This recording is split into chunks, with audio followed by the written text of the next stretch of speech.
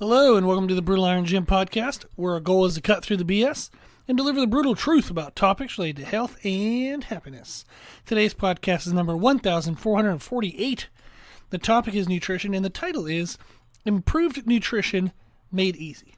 Today, what I wanted to do is just give 5 tips that I thought would help anybody, regardless of your goal, regardless of what your depth of, kind of standards are for nutrition. Just 5 tips that often help people eat better. And I just kind of want to go through that and let's kind of raise awareness to those things. So the first thing is to eat more calories earlier in the day. Overwhelmingly, people undereat during the day. It causes them to then overeat at night. Our body is designed to kind of replace what it uses. It's only intended to be designed to store body fat enough to cover gaps. So, like way back in the day when food was more inconsistent than what it was now, if I ate something Monday morning, but I didn't get to eat again until Tuesday afternoon, my body had to try to figure out how to take that food from Monday morning and make it last till Tuesday afternoon, so that way my organs could run and I could move and do things and stay alive. So our body was designed to store calories, which is what body fat is, to store energy, just enough to kind of fill in the gaps. Which is what this means is the less gaps I have, the less my body feels the need to store anything. Now, if I don't ever have any gaps and I overeat all the time, then I am going to accumulate some body fat, or I'm not going to be able to burn off my body fat because I never have enough of it being used. So the idea is to just kind of eat around what you need.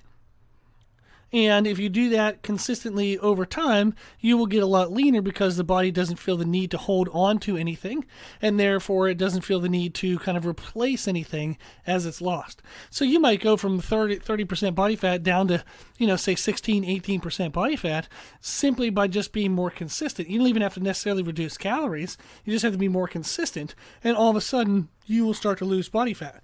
Now, if I want to get on stage with six-pack abs, I do have to get way more precise than that, than just kind of eating to match. You do have to eat in a more controlled deficit, but it has to be a very small amount, kind of continuously all the time, rather than big gaps. But the idea that most people fail the most at is they don't eat enough early in the day.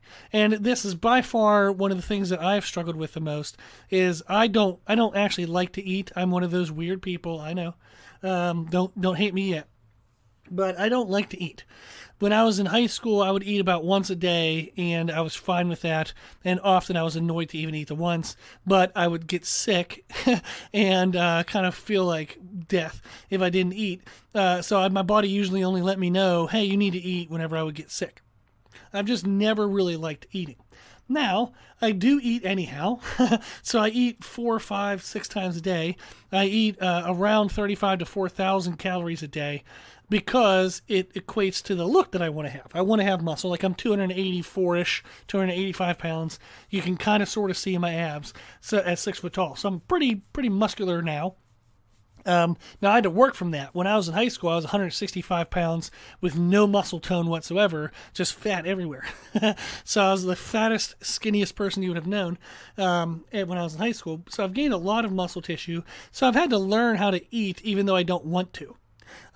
So that has taught me a lot of discipline, but it's also taught me a lot of tricks. So, for example, if you have trouble eating earlier in the day, you can actually drink something with sugar in it.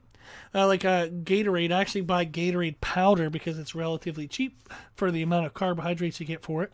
And I just drink a little bit of Gatorade. I might mix in 15, 20 grams of Gatorade into, right now I'm drinking out of an 800 milliliter glass bottle just because it was convenient and I got it from a grocery store. It was like a water bottle.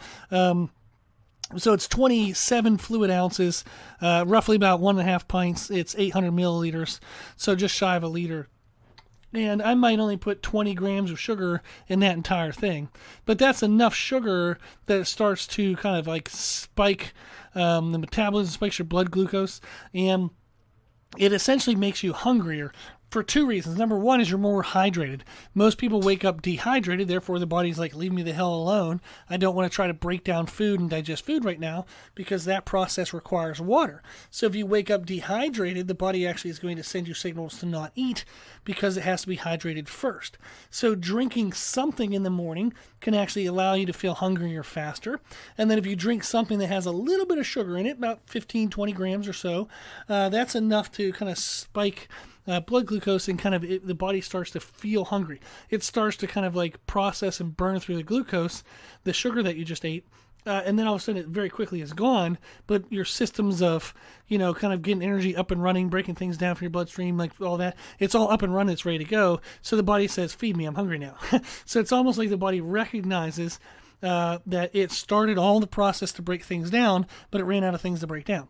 So you're going to feel hungrier earlier if you hydrate and consume a little bit of glucose, a little bit of sugar. Again, only 15, 20 grams, something like that. That's some tricks that can help people if they don't like to eat early in the day. If you feel like you're too busy to get up and eat something in the morning, get up earlier. Then there's also just other choices of getting foods that are prepackaged or pre-made. If you have any of a commute whatsoever, you can just eat something while you're driving. If you don't have any of a commute, you can just eat something while you sit at your computer. But one thing is you can just get a tin of almonds. You can just get some almonds from delivered to you from Amazon and just pick that up out of your cabinet, rip the top off, and then start eating. You can literally be eating in 10 seconds. Another thing I talk about all the time is a bagel sandwich. Just toast a bagel, put some lunch meat and a slice of cheese inside of it, and eat that. Having something for breakfast takes 2 minutes or less. It would only be because you don't know what to do that you would say that, I didn't have time for breakfast. Maybe you're trying to cook a Thanksgiving meal for breakfast. It's not going to work, of course. But there are 40 billion options that are quick and short.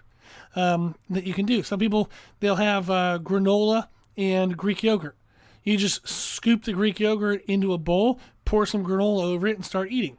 It doesn't even take 30 seconds. So eating more calories earlier in the day is by far one of the most significant things you can do. Easy. One of the most significant things you can do to be significantly leaner, have better digestion, better energy, and just overall better mood throughout the entire day. When you start your day underfed or without any food, you are not going to be as good in regards to digestion, energy, mood, anything throughout your day as you would if you would have eaten. And then you are likely to overeat at night because your body had to do all that activity. And the body is going to say, well, that was awful. We had to do all this energy without you giving us energy. So now we want you to eat. Now that you're sitting down and you can hear us, you're not so damn busy that you can hear the urges. The body's going to say, eat. You're going to then eat. And the body saves the excess that it has at that moment. You might say, well, hey, I'm supposed to eat 2,000 calories a day. I ate all my 2,000 calories. Even if it comes in the evening, I didn't go over 2,000. Yeah, but you didn't need all 2,000 in those 3 hours in the evening. So your body's going to save that surplus. There's a momentary surplus. It'll save that surplus as body fat to cover the next day's deficit. So when you don't distribute out your calories, you will still gain body fat and or have higher body fat levels than if you were to have that same amount of calories but have it spread out. You will be significantly leaner at the exact same number of calories if you have it spread out versus having it all at one time of the day. Now, people will argue with this every now and then. Just try it. And by far, you will find that the answer is true, that distribution does matter. So anytime anybody ever argues that, my biggest thing ever is just say, can you just try it for a week? If you try it for a week, you're going to feel amazing. You're going to notice less water retention. You're just going to feel better. And then in a week from now, you're just going to keep that as a new habit. So if you don't believe me, or if you've read some study that said it doesn't matter, just try it for a week. And I'm willing to bet that you're going to notice that it's a better way of doing it. Now, we do have a podcast on that topic if you want to check that out. It's podcast number 1147. It's a nutrition podcast titled Eat Early, Eat Often, and Eat to Match. So that would be by far kind of best tip that you can do to improve your nutrition, and that's relatively easy. Just eat foods earlier in the day so you don't eat so much later in the day. Another tip is to simplify your daily meals. Usually when we eat during the day, we're busy. So it's not as important whether we enjoy the meal as it is like in the evening. When we sit down in the evening, it tends to be like kind of, you know what I mean? Like even if you have a crazy schedule, if you work, second shift, third shift, all the shifts, there's going to be a meal of the day where you typically feel less busy, and that's the one you want to enjoy. There are other meals of the day where you're just shoving something down your face because you have to get on to move to something else. The meals that you just shove in your face so you can move on to something else, make them simple. Very simple. Say, okay, here's two options that I'm currently happy with. I'm just going to eat one of these two options every damn day. Don't, try to reinvent the wheel every day. If you just like, some snack crackers, great. Shove them down your face, eat them, and move on. If you have a protein bar, great, eat that, move on. Whatever it might be, you have cheese sticks, great, eat that, move on. Just super simplify it. Say, okay, I don't mind eating the same thing every day for breakfast, or the same thing every day for lunch, or the same thing every day for these little snacks, so I'm just going to buy enough to get me the whole week. So that's actually what I do when I do our grocery shopping, is I'll say, okay, I'm happy with this breakfast for the week. Let me get 7 of these. So I'll buy 7 of these things, or maybe 5 or 6, and I know that'll get me through the weekdays, and then I can reorder on the next weekend or something. But I literally just buy out the grocery store on the things that I like, because I'm like, I don't care. I'm so damn busy. I just want to eat this so I know I have it in, so I meet my strength goals, my muscle mass goals, my fat loss goals. But I don't really, I don't want to eat cardboard. I do care if it tastes decent, but I don't care if I'm eating something brand new every day. I just want to eat the same damn thing to get that over with. So simplify that. So on the meals that you don't really care about, just make them super freaking boring. Just eat the same thing every damn day, or have 2 options and eat one of those 2 things every damn day. And then when you grocery shop, just order 40 billion of it so you know you have it available. Okay? Super easy. Just simplify the hell out of the meals that you're busy and you don't really care if they're any good. Okay? The next tip is the meal that you do care about. So maybe it's dinner for you, maybe it's breakfast for you, whatever the hell it might be. Just pick whatever the meal is that you typically care about. Then schedule it. Say, okay, every Monday, like maybe I'll have pasta and a meat sauce. Every Tuesday, I'll do Taco Tuesday, Wednesday, maybe I'll have, chicken and rice. Thursday, I'll have steak and asparagus. Friday, maybe I'll go out to eat. Maybe that's a date night for me and my spouse, and I can either go out to eat or we can order in and, maybe we'll make a homemade pizza. I'll get some pizza dough. We can put on like some meat, some sauces. We'll kind of make that a fun date night. Whatever it might be, just schedule it every week. One of the main reasons why people don't eat well is because every night they go, what the hell should I have to eat? And they make a really stupid choice. So if you've already answered that question, you already have the food available, that becomes a much healthier and better choice. If you just make it up every night, it's probably going to be the laziest, most convenient food item you have in your house. Or you're going to call one in and have it delivered to you, and now all of a sudden it's in your house. But typically when we just make the decision at the end of the day, we make the laziest, worst choice possible. Because we're tired. It's the end of the day. I don't really give a crap about my goals right now. I just want to sit on my butt and get off my feet because my feet hurt and I'm tired. So that's it. So we just make bad choices. So make that choice ahead of time. Schedule your meals. Have the same things like every Mondays, same thing every Tuesdays, that kind of stuff. And then that also simplifies shopping because you just buy the same damn things every week, right? If I'm having a Taco Tuesday, then every week I buy what I need for Taco Tuesdays. Grocery shopping is super easy, very convenient. Then the other thing, the 4th tip that kind of leads into convenience, and I've talked about this a lot, is use delivery services. So Instacart, if you live in any area that offers Instacart, I think it's freaking amazing. Somebody else will go, rather than me driving to the grocery store or stopping there after work, walking up and down the aisles to find all the damn foods, and then driving home, I don't want to do all that. I have a million other things I'd rather do than that. So I just use Instacart. I pay somebody else to do it, and it works great. They get some money, I get some my foods, everybody's happy, right? So Instacart, they do offer like a year membership where you can like save a lot on like extra fees and whatnot. But it's basically like if I'm going to pay somebody $10 to go grocery shop for me, hell yeah. Hell yeah, I'll pay somebody $10 to go do that for me. So I don't want to do that. I have other things. I want to do, client check-ins. I want to have time to do my workout. Maybe I just want to sit on my butt and do nothing for 5 minutes that I don't never get to normally do. So Instacart, I think, is awesome, wonderful service. Hope that stays. Then Amazon does deliver food to you. They will deliver like freeze packaged foods, or they'll deliver foods that don't need to be refrigerated. But that's something like my wife and I, like, she likes the white Monster energy drinks, so we just order them from Amazon.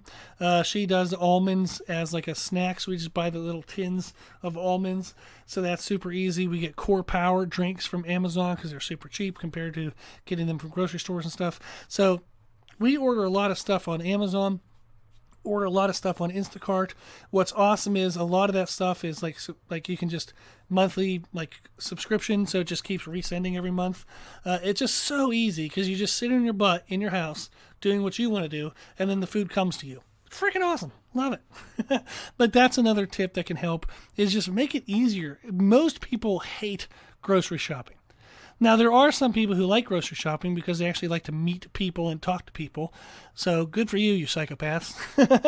But if you don't want to go grocery shopping and actually talk to human beings, then these services are great, and they're a great way to kind of make everything a little streamlined for you. Then the last tip is maybe not as easy, but for those who are used to tracking their macros, this is easy. Just focus on calories, protein, and sugars. Those are really the main three things that most people need to control, more so than what you eat. Whether you're having like pasta for dinner or potatoes for dinner makes no damn bit of difference. None. Or rice. Maybe you want to have rice one night, but you're like, well, I don't know, like I heard, sweet potatoes are supposed to be healthy, and this is white rice. Maybe I should have brown rice.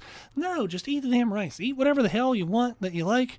It's just if you track your calories and your protein, and then you limit sugars to the low end, which would be, say, like under 60 grams a day for most people, and this would be sugars outside of any kind of pre-workout or intra-workout drink.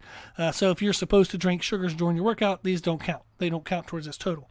So you want to stay at like 60 grams or less throughout your day outside of workout-related calories. But if most people, they just track their calories, their protein, their sugars, you're going to be super freaking happy with your results. And it's okay if you have white rice or brown rice or quinoa or, wheat pasta versus egg pasta versus whatever the hell else there is out there. The specifics of foods don't matter much for overwhelmingly most people. And that's unfortunately where a lot of people get stuck on, like, well, I don't know what to eat, and it's mostly because they're eliminating things. They're like, well, I'd like to have this, but I'm not supposed to have that. I'd like to have this, but I'm not supposed to have that. So they're just so fearful of choosing the wrong food that they don't choose any food, and then they just kind of freak out and they eat a pizza, So worrying about what you eat is a lot of stress that is unnecessary. If you just make sure that what you're eating throughout the day matches your calorie and your protein needs, you keep your sugars under 60 grams per day, you're going to do really well. Very, very, very well. It can be that simple. Cool. Well, I hope today's was helpful. I'm basically just rambling, but these were 5 tips that I thought could be good kind of focal point for people to think of how they can improve their nutrition in easy ways. Just eat earlier in the day, however you need to. Simplify your daily meals. Just eat 1 or 2 options all the damn time. Make them super simple. Schedule your evening meals. So that way your grocery shopping is easy. You already know what you're having every evening, so you make better choices. Use delivery services when you can, and then focus on calories and protein throughout the day, and then just limit your sugars, and then the what of what you eat doesn't matter that much. Okay? Well, hopefully that was helpful. If you have any follow-up questions, just shoot me an email, brutalirongym@gmail.com. I'd love to make, a podcast for you. So if you have a specific nutrition question, that's exactly what this podcast is for. I'll answer it for free. Just send me your question. I'll answer it totally free. We all get to learn from it. So it's a great opportunity. It's a great kind of interactive opportunity that I hope everyone feels encouraged to take advantage of. So send me any questions anytime. Again, our email is brutalirongym@gmail.com. Well, if you like today's podcast or podcast in general, please consider sharing it. The more people we share the podcast with, the more people the podcast can help. And that's the whole goal. If you share it on social media, that reaches the most amount of people. You can also just share it by word of mouth. That's great as well. Thank you to the patrons of the podcast, people who financially support the podcast. The podcast costs well over $1,000 a year.